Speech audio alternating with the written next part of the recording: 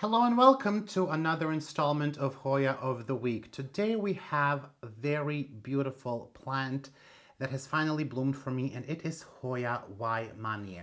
I sit here with you with two clones of the species, and this one bloomed sooner. This is the younger one, and we will talk about it in the video. Hoya waymanie was published in 1995 in Fraterna, and it was published, of course, by Dale Kloppenburg. Now, Dale got his clone from Ted Green in, I believe, late 80s, 1988, something like that. And I think Ted's plant originally came from Sydney Botanical Gardens, and to those botanical gardens it got from Tenham Orchid Center, which is in Sabah, and I think in 85. So that's quite a journey until these plants get into the cultivation. And Hoya waymanie was named to honor Anne Wyman, who was the editor of Hoya Fraterna, which was the official publication of International Hoya Society, Hoya Association. And this plant comes from Borneo. It has been found in Brunei, in Sabah, Kalimantan.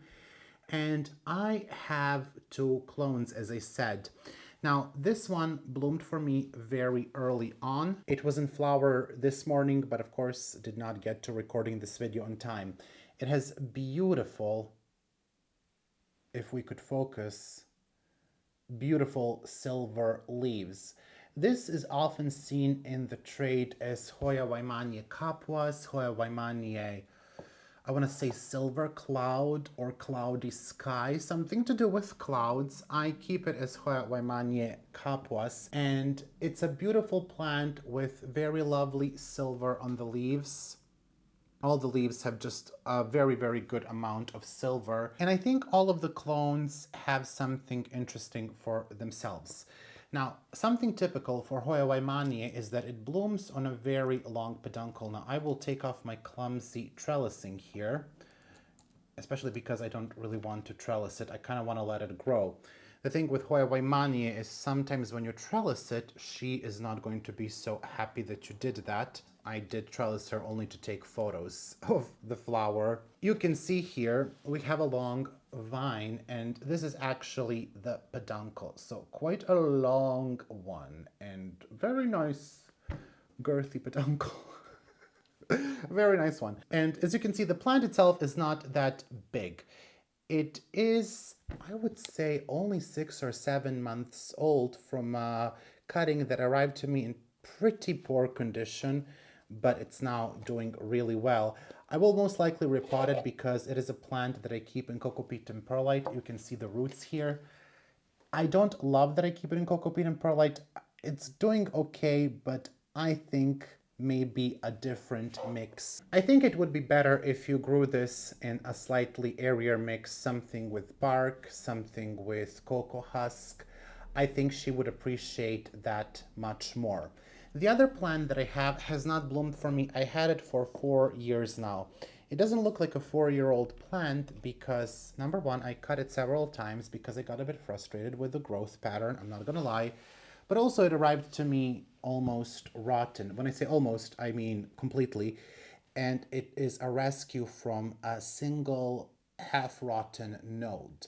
I bought, I think it was 2 nodes when it arrived, but they were rotten, and I had to chop away bit by bit by bit until I finally got to a cutting that basically had like not even, just so little of the stem and a tiny piece of the node. And the node was already affected, but somehow it survived that, and we got a plant out of it. It is, I want to say pretty, but let's not lie here. I'm not a big fan of how Hoya waymanie grows. It's not a plant that is super lush. It sort of tends to make these vines that, you sort of have to wait for the leaves on these. And, let me just try to actually untrellis her a bit so we can see what is going on. Very stiff vines too. Not a plant that I find super easy to trellis. What the heck is going on here? Who did this? Who trellised this? This one has not bloomed. I don't know if this is the problem with my own plant. She's in high enough light, Maybe I will put them both in my grow tent, even though this used to be in the grow tent and certainly did not bloom within 6 months. Ooh, we almost broke that leaf. So for me, this just clone is not something that seems to want to bloom very early on, but that doesn't matter. We got the flower from the other one. Can you tell that I'm rambling so I can fill the time out until I untrellis this? Okay, let's just put it in the... Also, I'm super confused as to exactly why am I doing this right now, but okay. You know, I tried to grow Hoya waymanie, this one as a hanging plant. It didn't work out for me all that well. I was trying to grow it hanging in my grow tent. And, you know, you can see here, she's really one of those plants, kind of like that Ceropegia that's kind of like all vine, right? You can see here, just a very, very long vine without leaves, which I really don't prefer.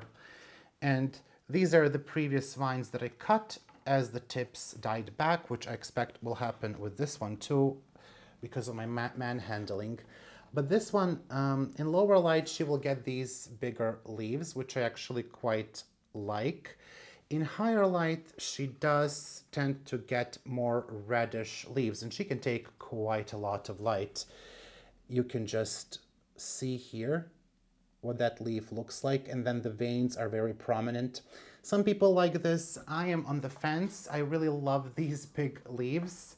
It is a fast grower, I would say. The issue is it tends to stop growing for me because, again, of the trellising. I think this also falls under those Hoyas that don't really love to be touched, yet here I am doing what I'm probably not supposed to do. But the thing is, I don't have so much space for these to go super crazy and go wherever they want to go. This plant is in pon. I would like to remove it from pon, but then again, late. Too late for that, potentially. Maybe I will just restart it and get like a bunch of cuttings in a single pot. I don't know. I am now regretting that I untrellised this, so I will just let her be. It is a fast grower. Once it starts, it really is a fast grower. The only thing is that growth sometimes comes in without much leaves, and you have to wait for the leaves. And the stiff vines, it's not really, it's a very, I would say, acquired taste. You know, you see those leaves, especially these reddish leaves, and you think it's so pretty, and it is, but it's so odd at the same time in your collection. I don't know, it's a bit odd. It's a bit odd. So she did well, both in pon, both in cocoa peat and perlite. And as for the temperatures, this is one of those warmer species again. So it doesn't go below 23 degrees, I think, where she grows, and that's around 73 Fahrenheit. And I think highs are around 30, so around 90 degrees of Fahrenheit. I wouldn't try to grow this in a cooler spot. I do think you would have issues with rot. This plant is said to have sensitive roots, and it's understandable. Like the entire plant is very succulent. I think this one can easily take week and a half or 2 weeks of no water. Not a problem for it. When it comes to the flowers, they are very cute, orangey flowers. They smell to me like bubble gum. I don't know, when I smelled it, it reminded me of childhood. And they do last about a week, or that's how long they lasted on this one. It opened pretty much around the same time as my Hoya pubicorollas, which I just recorded a video on. And those are on their way out today. This one was in this morning, and I actually don't know if it was time for it to go or it's because I hit it with a water bottle. Might be the water bottle, but it should last about a week. Some people say it lasts for 3 to 4 days, but when we talk about how long the Hoya flowers last, that also depends on the temperatures. Sometimes in winter, my Hoya finlaysonii, for example, can last 3 days, but in summer, the same species is like half a day, so it will all depend on that. But it's a beautiful species. I would highly recommend this one. It's not that I don't recommend you. I love you, but you will need to do something else. This one though, first of all, the silver is super nice. It is a plant that is readily available in Europe, in the garden centers. I think it's becoming readily available.